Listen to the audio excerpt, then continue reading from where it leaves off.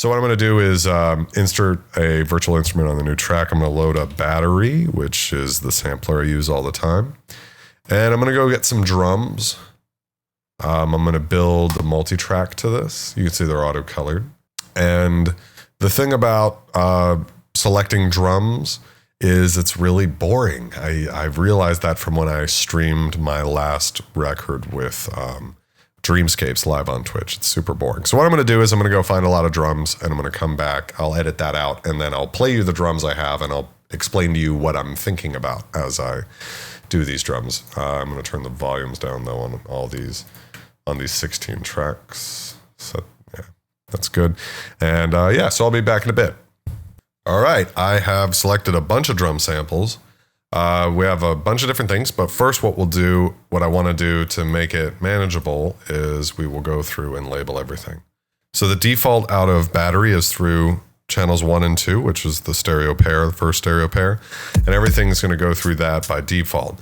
What we want to do is, I actually like to leave that the default and start on 3 and 4. The reason being that if I want to audition any more drum samples as I'm going, it's useful to be able to hear them without any processing because I'll be processing these pretty quickly. So first I have 2 kick drums. I have one from the Vengeance EDM pack that just sounded pretty tough. And then I have a vintage drum sample from the Boss DR550, I believe. And you can hear that it's the same, I'm going to turn these all up actually so you can really hear them. It's the same note more or less. So we've got this pretty tough and then same note. So what we'll do is we'll take these 2, select them, and then output through the direct out 3 and 4. This becomes kick, right? Then we have this clap, and we also have a clap from the Roland JD800, and then I think they had an expansion, which is called the dance card. And so the idea here being that I'm pairing a modern drum sample, something that just came out pretty recently. It sounds very new, with something that came from the 80s. So especially because since we're going for a synthpop sound, whatever that is, I like using some old samples in there too, but not just the old samples, because sometimes really old samples, it can be a lot of work to get them to sound, like they fit in a modern mix. So anyways, we're going to take these, output them to 5 and 6, and then retitle this clap. And then we have 3 snares. We have one from the dance card.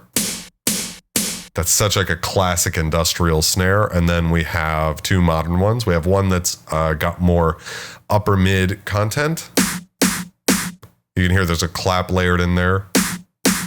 And then one that's got more thump to it. All the same note, but just, a lot of that. So we're going to route these out through the direct out, and we'll make this 7/8, and we'll write in over here, snare. Okay, now we have some kind of techno-y percussion. And we'll route all of these out to 9 and 10, and we're going to call this perk. And we'll balance the volumes between all of these as we go. It's just important right now to run them all out so I can control them a little bit better. We have this reverse sample. I guess we could route this through the perk too. So let's just route that out 9, 10. And then the next thing we have is a crash cymbal. So we'll out this through 11 and 12. Now, depending on how finicky you want to get with all this stuff, you could route them more or less together. It depends. We have a bunch of hats. All right, so we'll route all of these out together to, what are we at, 13, 14? So we'll call this hats. Whoops, we had one more in there. So let's make these all, what was that, 13, 14? All of them. So that's going out the correct place. Now we have a ride. So we'll drop this to 15, 16. Call this the ride.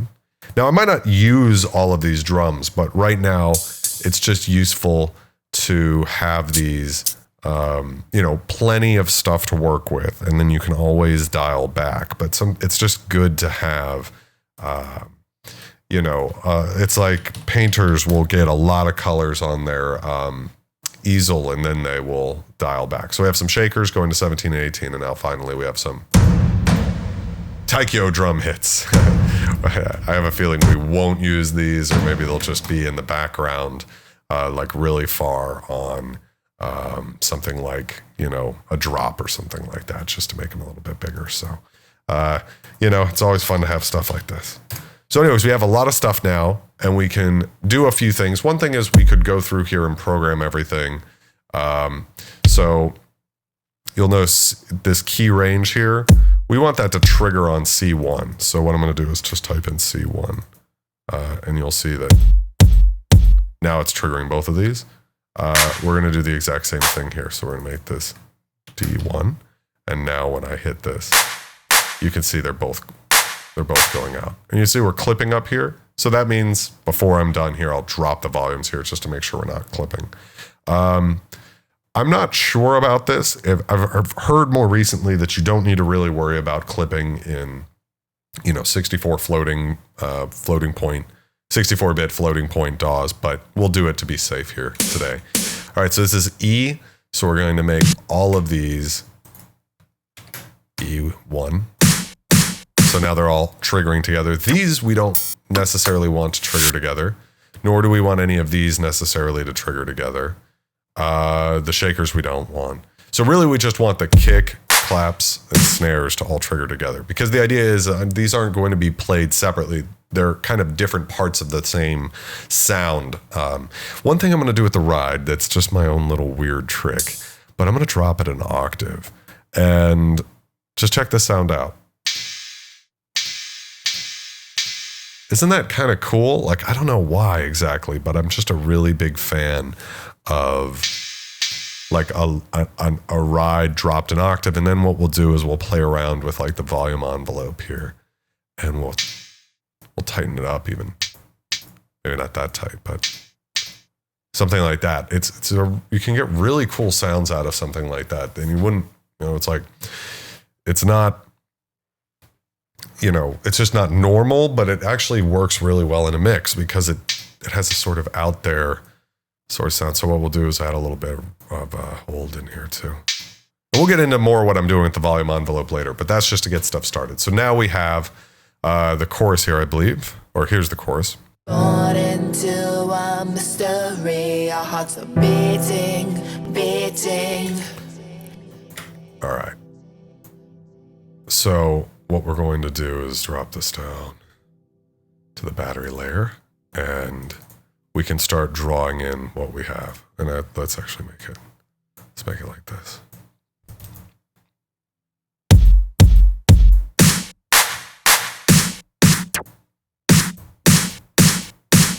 So D or C, D, and E are kick, clap, snare. And then starting on G, right, yeah, on G we have our percussion. So I can zoom out and I can go to 16th, right? And actually I think I did make this too long. Silly me. Okay. And what I'm going to do is we'll program this with everything in. Oh, by the way, I need to do what I said I would do, which is just bring the volumes all back down to around -10. That way we have plenty of room. We can always turn stuff up over here. And it's not a bad idea to start quiet because the tendency is always to get louder and louder and louder. So now I'm pretty sure I'm going to do something like this. It's going to be a straighted beat. So that's one on every quarter note. And I can almost be sure we'll do something like this. Now we might mess around with this, but now I just want to hear, okay, what does this sound like? And more importantly, what does it sound like together? Because once those claps and snares and kicks are hitting at the same time, it'll drastically change how it sounds. So let's see what we got. Born into a mystery, our hearts are beating, hungering for significance.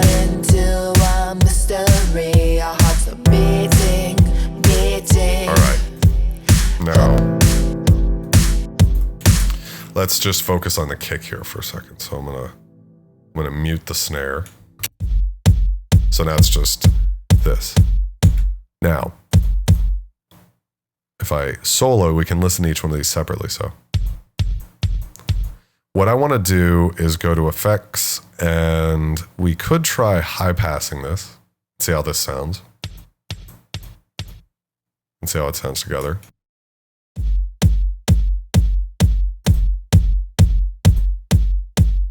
Doesn't necessarily sound a lot better. What I want to do is get a little bit more of the sound of the DR50 550 and bring it forward. So let's see how it sounds with the high pass on. Just see what we can get.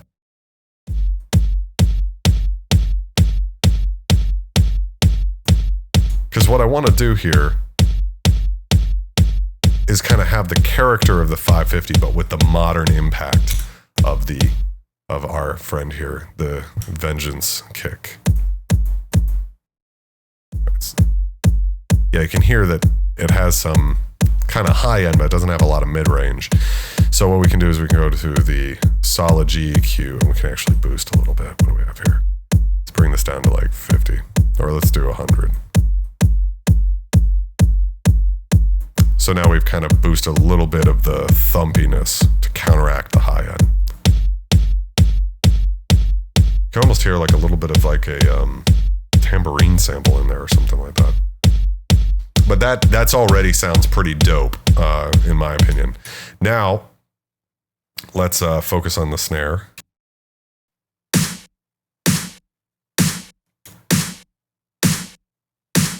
So there's a bit, if you're paying attention to the tail of the sound, you can hear an annoying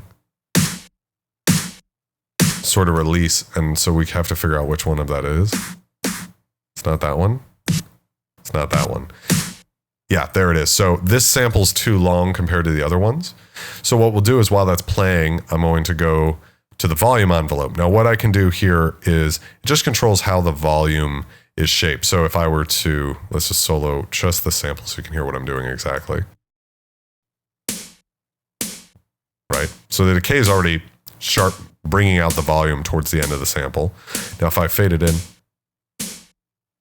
you can hear, now we're just getting the reverb because we're missing the transient.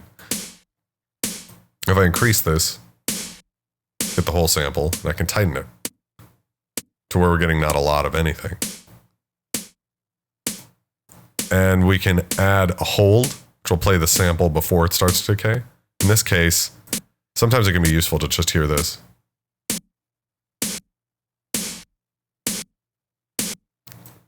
So I know I basically have a free 200 milliseconds where it'll sound good, and now we can just add a little bit of decay.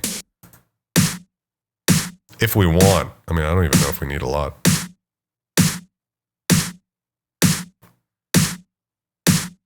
We don't even need much. But the difference between, now listen to the sample now, how clean that sounds, and now I'm going to turn the volume envelope off. You can really hear that annoying stuff going on. So, that's pretty good. Now, we'll bring the kick in. Let's bring it up to about here.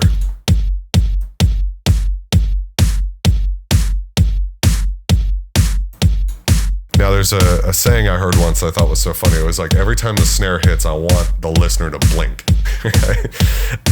So, that might not always be true, but I want to make sure. I'm a big fan of the snare drum versus most EDM and synthpop and stuff is more clap oriented.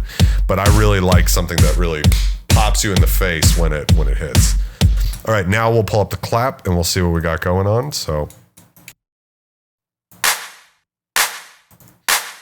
if I recall correctly,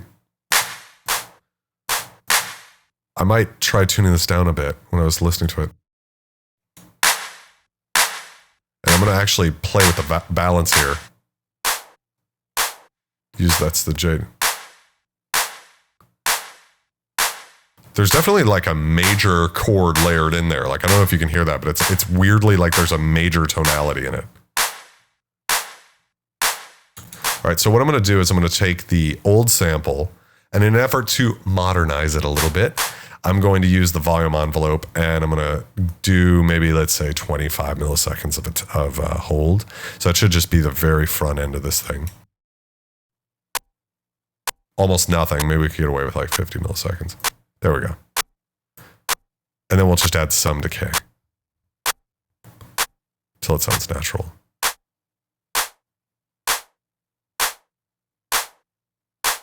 So that's pretty loose. That's pretty tight. So I'll see how this sounds together. So I think, again, the modern sample has a really nice sort of room reverb on it that's very high and out of the way. But without this on,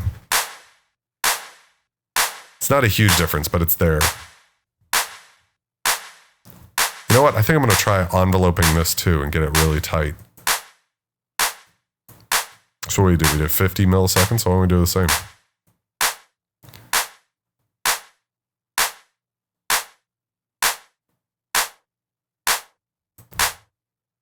See, there's that tonality in there. I'm trying to get rid of that. Let's get it even tighter. There we go. We'll loosen this one up a little. Because I actually kind of like it like that. So we've really changed the sound of this. Also, I need to tighten up this kick a little bit too. I almost always find that I prefer to have a little bit tighter of a kick sound than what you get out of the box with these samples. So let's listen again. Let's focus on this. All right, well, let's see if we can get rid of that tambourine just by... Oh, we're not going to. You can hear it already. So somewhere around 200 and then just add a little in. So that's a little tighter, right?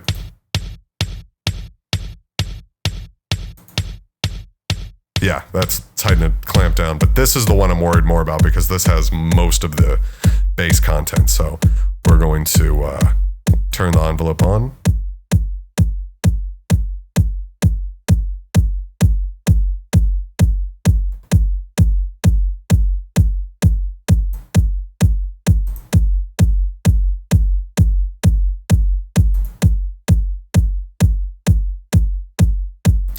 You always want, in my opinion, samples to be a little bit tighter on their own. They should sound almost a little bit like jarringly short, and then boost them later and get them, sounding.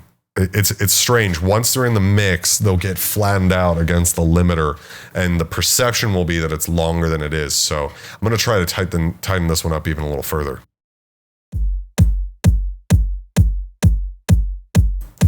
That's really tight, like almost horribly tight, but I think, and we'll add some EQ to get it to sound really bit, and I might even tighten up the, I think I need to tighten this up now in order to get it to,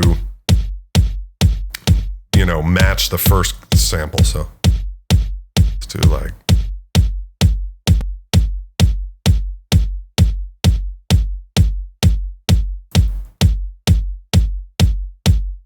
there we go. That thing's really tight. And the key here, if you think about it, it's like the longer that kick sample is, the more it's going to fight against that limiter at the mastering stage and push everything else out of the way. So what you really want is for that drum to be as small of a moment in time possible while still having the impact and weight. And the problem is, the beginning of the drum sample actually doesn't have a lot of bass in it. It's not till later in the sample. So you always have to compensate with sometimes like absurd amounts of EQ, but what we're trying to do is really like kick someone's teeth in. Anyway, so now we have a kick and a clap and a snare, so let's get these all working together. Oh yeah, I mean, it sounds like, bam, that's like right in your face. And now what we'll do, just real quick, is I'll open up re-EQ. Stock EQ in Reaper. Now, the stock shelf in Reaper is this very gentle slope, but I don't want that right now. So So instead of a 2 bandwidth, I'm going to move it to 1, and that's more of like an analog console slope, like a real shelf. And now what I can do is I can just push that a little bit. Yeah, fuck yeah, right there. So I don't know exactly how this sounds. This might be blowing all your subwoofers up because I'm listening in headphones and I'm not used to these guys yet. Let's even just be careful and bring it back a little bit, just to be careful. And then I want to get the high end too. So let's boost up. There we go. I might even move it up a little bit. See, right now at 5K, it's really grabbing the top end of some of that tambourine and some of the hits. So I want to move it up a little. Just the air, like a really above that frequency, just to boost that, to really knock it into your...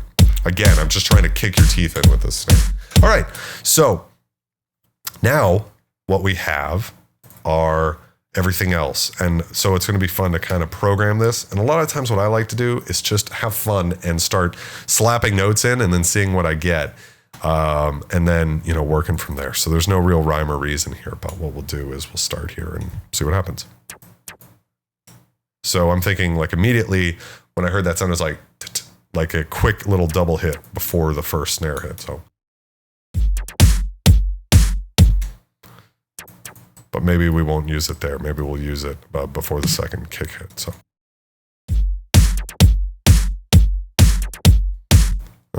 maybe we'll do it here. That one's better. Let me think about it for a second. I actually don't love any of those. So let's try sometimes some weird thing like this. That might be too jarring. So yeah, I think this was the best that I had so far, right?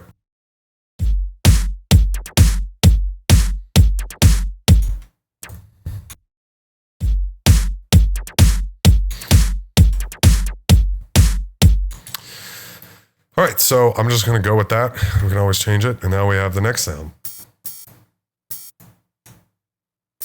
So let's see how that sounds there. I really like that.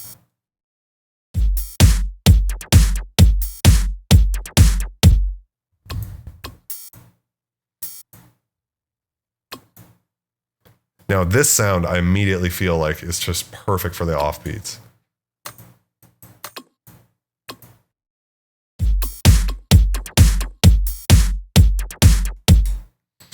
And I even like the way it drops out after that. So what we'll do is we'll have it on the offbeats on the first ones.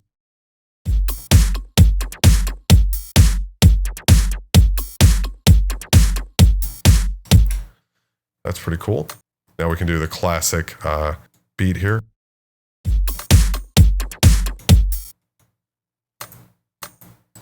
And we'll just drop that on each one of these. Now I think immediately these have to be adjusted in volume a bit.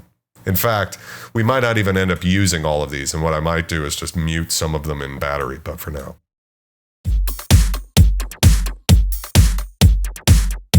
Having this kind of techno-y percussion,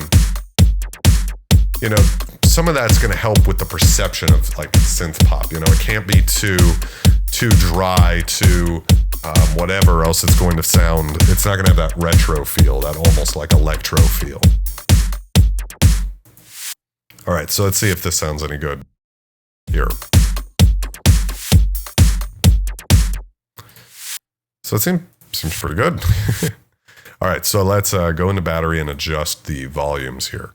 So what I'll do is I'll mute all of the ones except for one at a time, and we'll do it that way. So one thing I want to do is actually grab this.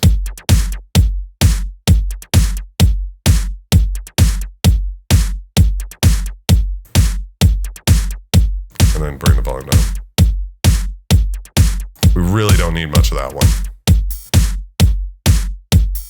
Now, since this happens kind of rare, I actually want to bring this one up a little. I really like that sound. I just think it like pulls into that next snare really well. Same thing here, we're going to tighten this up.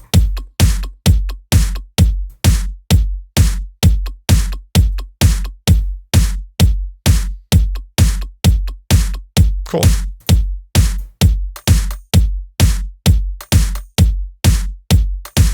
That's about right. And then this is probably too loud.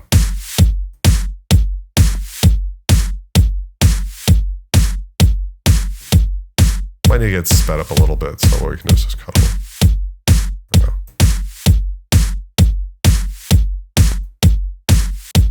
So that's a little too fast. You can hear it cutting.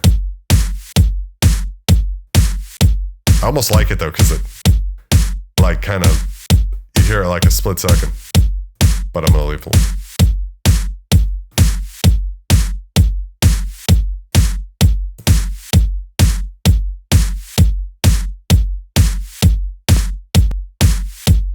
Perfect. But it can go down a little. Doesn't need to be much. All right, now what we can do is we can actually mess with the pan of these. So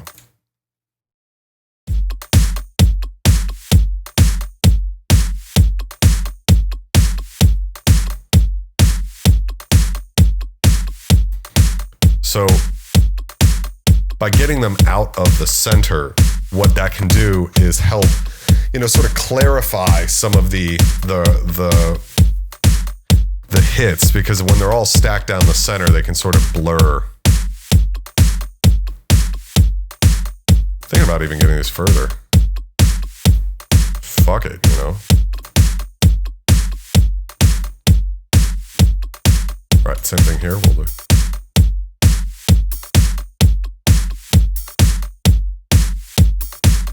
Make this down, put this on the left, we'll put this on the right.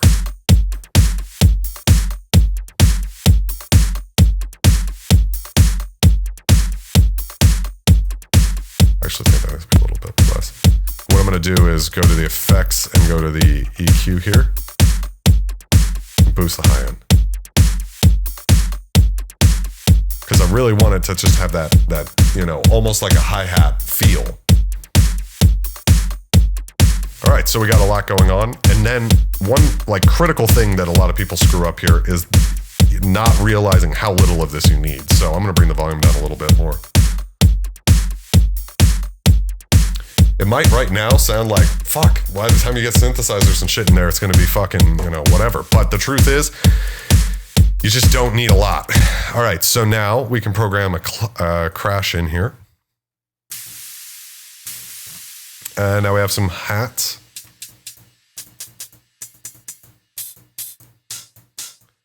So sometimes what I like to do is have one that's going all the time. So we'll start with that one next, and we'll do the offbeat ones. And we'll double it, and we'll spread it out so we can get kind of a certain sound. So we'll see how this sounds just like as it is. Pretty good, right? I don't know why I like layering hats so much like this, because honestly, you'd think that just one hat sample should do it. But sometimes for whatever reason, it's like you really need that. And we'll go into battery and we will kind of balance them all in a second here. Let's just hear how this sounds if I was to just do this. Because I don't want to clutter something about the anthemic quality of this. I don't want to clutter it with too much kind of random hi-hat stuff. I'd rather use the percussion to sort of create some weird groove.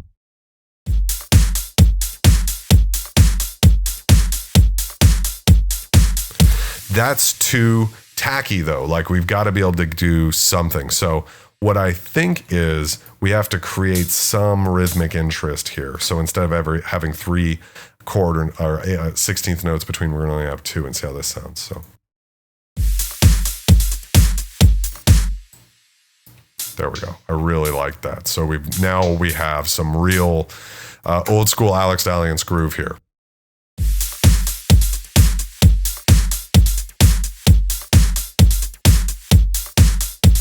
And we can drop in this guy. And I'm making, if this isn't apparent, I am making one drum loop that has every layer in it. And then we will go back and we will remove layers selectively.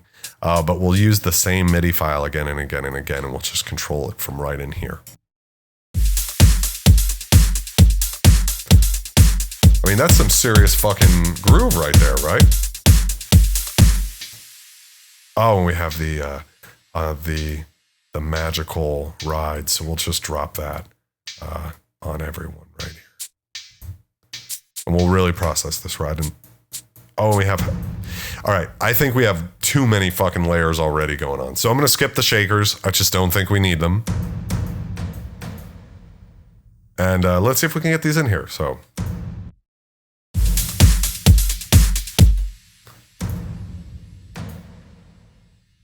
let's see if something like this sounds good.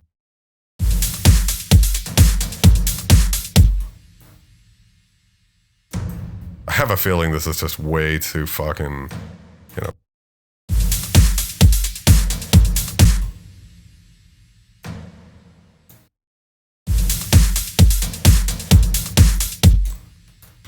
Just too, I don't know, strange almost for something like this. But let's see.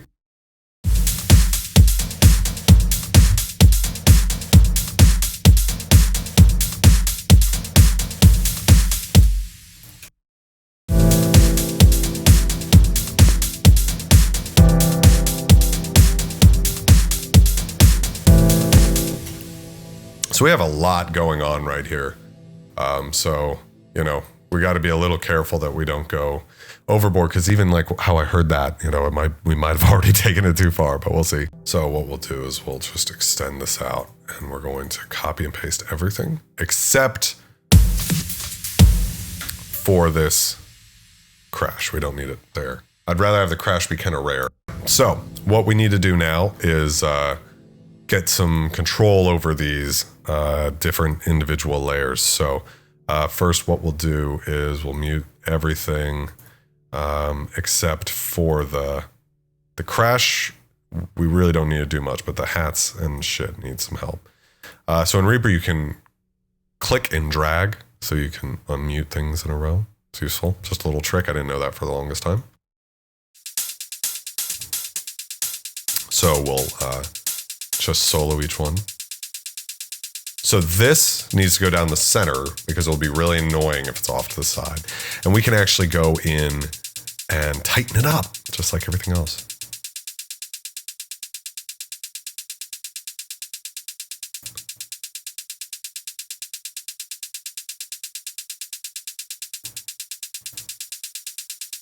So you can hear how the sample's sort of triggering over itself. Now we've got control over it. It might seem like all I do is tighten samples up, but that's not always the case. But for this or my idea, that just seems to be, I want like a really tight, dry sample sound. Sometimes it's about letting the samples just be huge, you know, but. Okay, first off, this sample sounds a little,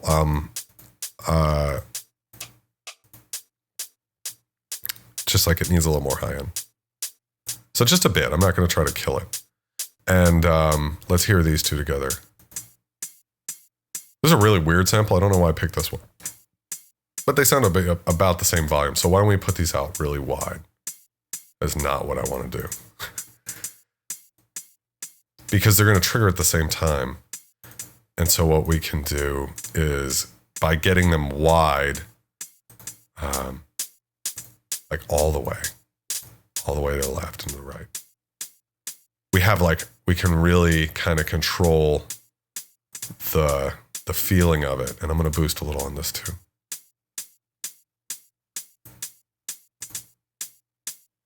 And now what I'm experiencing is like a weird, and I have headphones on, so it's probably exaggerated, but you know what we're going to do? We're going to tighten up the one on the right because it sounds like it's dragging a little, so.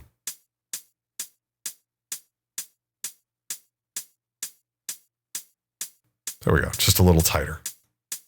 But sounds good. So now we're gonna do the same thing here. All right, I think, let's get some more EQ on these guys.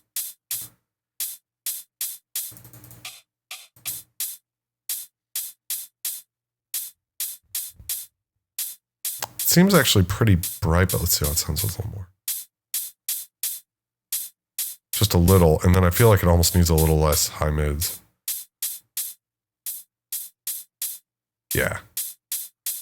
just to help it a little bit. Now this one is pretty dark, so this we can definitely help it a little bit, but we need to turn the volume down a little bit to compensate. Oh, whoopsie daisy.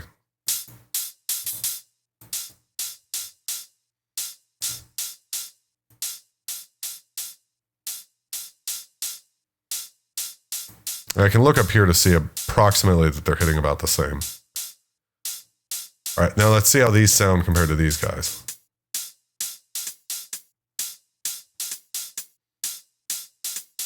I like it. All right. Now,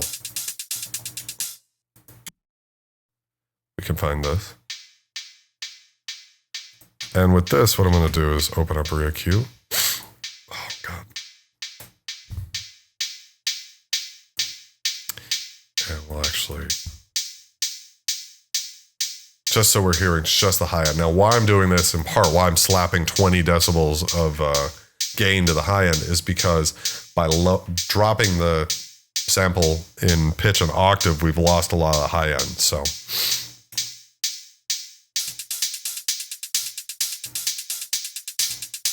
all right, let's tighten the sample up.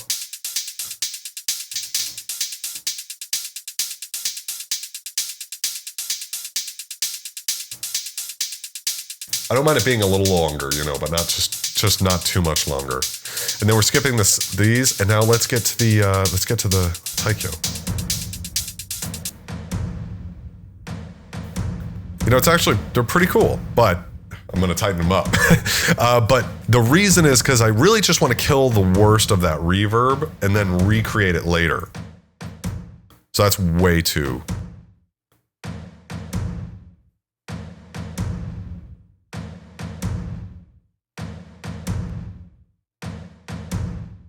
That's pretty good, you know, because it still sounds like the sample, but it just kills most of that echo sort of thing.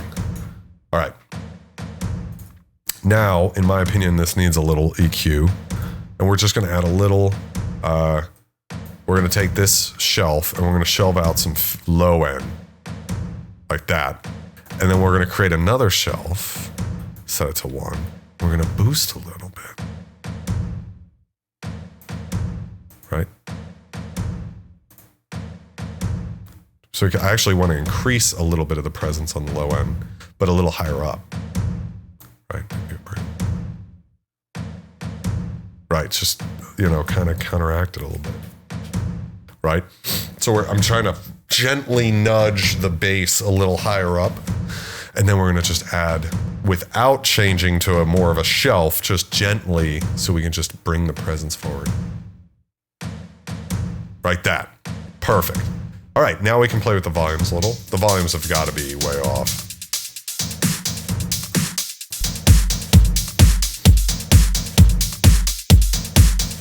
So all these hats and shit are way too... We can leave that muted.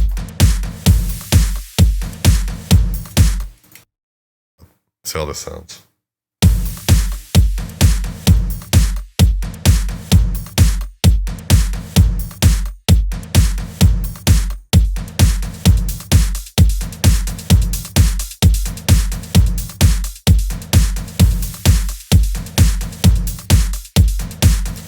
What I'm hearing is that first sample here that's triggering constantly, we actually need to turn that down or it's going to get annoying. It's got to be subtle. It's got to be almost not there, you know? What's crazy is, I think we need more high end on these. So let's do it.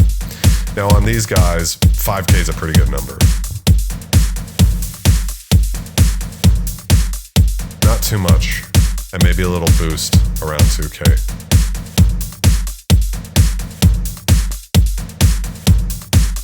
Really help them just kind of get into your face a little bit better. I think that's pretty good. They're in a good place. It's hard for me to tell in these headphones, guys, so if it sounds like really annoying, then just bear with me. All right. We've got some real good danceability here. That's the critical thing, is a lot of this isn't even going to translate to the final mix all that well, or it's not going to be that audible. But, if you're starting with something that's got groove, especially if it's synth pop, EDM, dance music, it's not like what I'm doing with Vulture Culture now that's kind of like more of like a, beat you around a little bit. This is supposed to have groove. So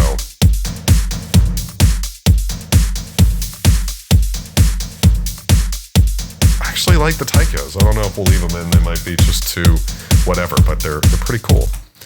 So we actually have some things that are happening. We've got some chords, we've got some drums, we've got some vocals.